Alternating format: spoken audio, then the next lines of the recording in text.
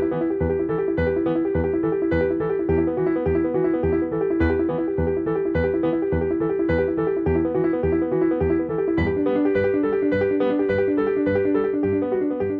la ville, je me l'imagine une ville un peu germanophone, comme Munich.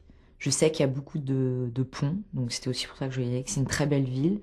Je l'imagine comme les villes au début du XXe siècle.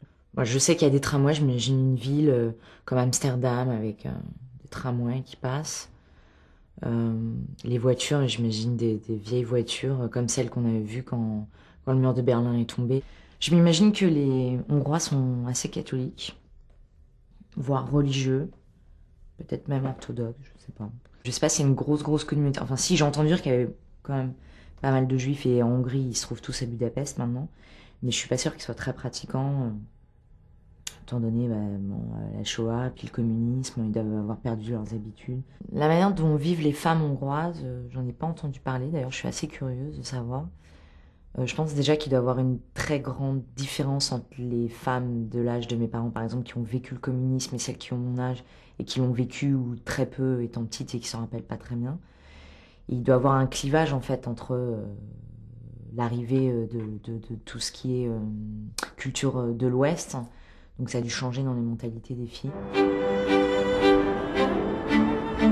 Bienvenue en Hongrie, à Budapest, capitale. Ici, on trouve énormément de religions, surtout le catholicisme qui est prédominant, mais aussi des temples protestants. Et ici, on se trouve en fait au début de l'ancien ghetto juif. Derrière moi se trouve la grande synagogue, qui est la plus grande synagogue d'Europe. Et dans le monde, c'est la deuxième plus grande synagogue après celle de New York. Il y a 400 000 juifs qui ont été déportés ici en Hongrie. Il y a un mémorial à l'intérieur qui est l'arbre de vie avec les fleurs, en fait, les feuilles de l'arbre où il y a écrit les noms des déportés. Actuellement à Budapest, il reste 2000 juifs à peu près qui sont essentiellement à Budapest, enfin seulement à Budapest, parce qu'avant on pouvait les trouver dans toutes les plus grandes villes de Hongrie. Maintenant ils sont seulement à Budapest. On peut dire qu'il y a une dizaine de synagogues à Budapest et qu'elles sont très désertées parce que les gens pratiquent plus beaucoup la religion, parce que pendant le communisme c'était interdit, parce que peut-être ils ont été dégoûtés, ils ont peut-être encore un peu peur. Et on peut dire que par rapport aux autres pays de l'Est, par exemple Pologne où il n'y a plus du tout de juifs, et c'était là où il y avait plus de juifs dans les pays de l'Est, les gens sont revenus en Hongrie, certaines familles, parce que je pense que c'est moins antisémite à mon avis que la Pologne, même après la guerre et même pendant le communisme.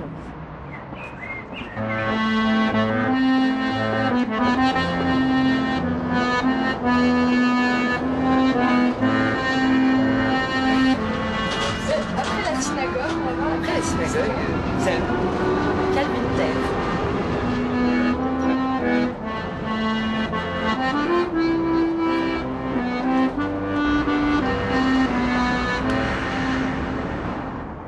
Alors ici, nous nous trouvons à Kalvinter, qui est un quartier central de Budapest, très agréable pour prendre un café, mais qui est également le signe de la présence protestante. Donc derrière nous, vous pouvez voir la Calvin Church, donc le temple protestant. Donc les protestants sont le nombre de catholiques en fait de l'Église représente 30%. On a 70% de catholiques et environ 100 000 juifs à Budapest.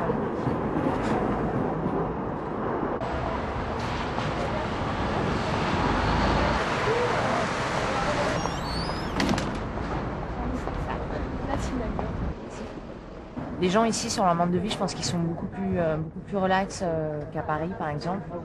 Ils sont, à mon avis, ils prennent plus le temps de vivre. Ils sortent tôt du boulot apparemment. Enfin, ils commencent très tôt, à mon avis, plus tôt qu'en France. Ça va commencer vers 8 h quand même le bureau, mais ils sortent plus tôt. Et donc peut-être qu'après ils ont des activités, je sais pas lesquelles. Je sais en tout cas que chez les hommes, il y en a beaucoup qui font du water polo.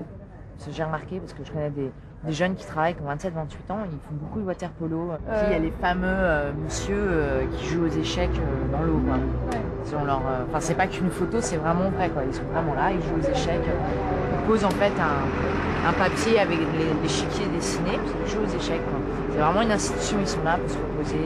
Alors les bains, ouais, c'est une véritable institution à Budapest. Parce qu'il y a une source naturelle d'eau chaude à certains endroits de Budapest, notamment à Széchenyi, derrière la place des Héros. Donc là, il y a des bains extérieurs et intérieurs. Donc c'est un cadre vraiment magnifique.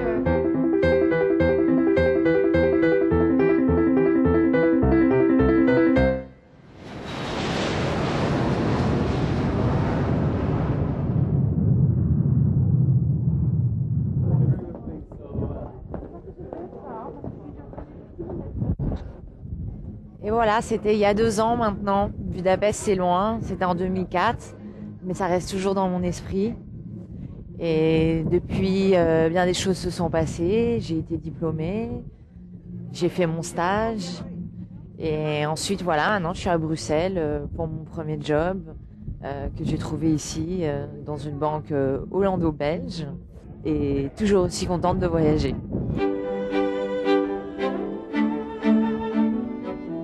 Quelque part, en fait, à chaque fois que je vais dans une nouvelle ville, aujourd'hui Bruxelles, demain je ne sais pas où je serai, il y a cette part de Budapest, d'Erasmus qui revient. C'est comme si on avait une autre, pas une autre personnalité, mais quelque chose de différent par rapport aux autres gens, lié au fait qu'on a déjà voyagé, qu'on est déjà parti sans sa famille, qu'on s'est retrouvé dans un lieu inconnu et qu'on sait ce que c'est de se retrouver quelque part où on connaît personne et du coup on est plus attiré vers les étrangers. Et je pense que c'est une grande richesse, quelque chose qui permet de connaître plus de choses dans sa vie.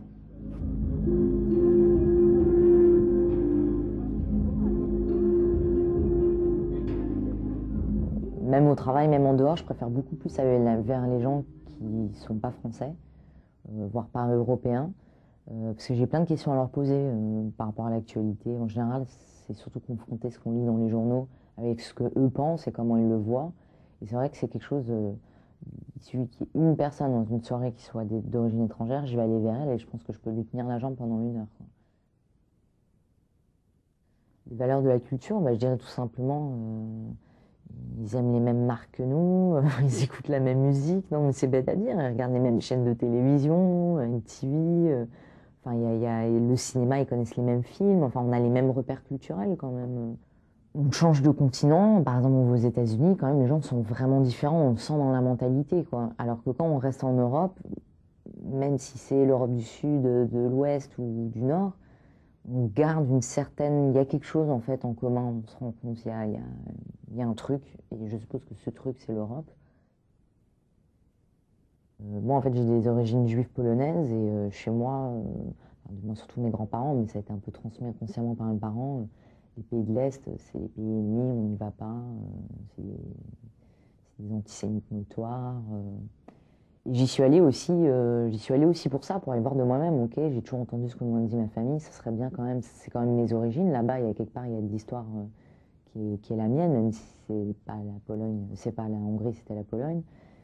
Et j'ai beaucoup aimé raconter. Bon, j'ai personne de ma famille qui est venu me voir, hein, mais j'ai beaucoup aimé leur raconter, leur montrer les photos, leur montrer regarder. Et donc, oui, j'étais très fière de montrer. Je suis allée quelque part, je suis allée battre les préjugés qu'il y avait dans ma famille. Ça a l'air bien bon. Oula, ça a l'air... Ouh là là là là. Alors ici, dans ce haut lieu de la gastronomie belge, ça me fait penser à une chose. Qu'est-ce qui réunit tout le monde en Europe ? C'est le goût de la nourriture. C'est vrai que vous soyez ici en Belgique, en France, en Hongrie, en Pologne, en Italie, les gens ils adorent manger. En général, c'est avec ça qu'on fait les premiers contacts, on a les premières conversations, et ça marche bien.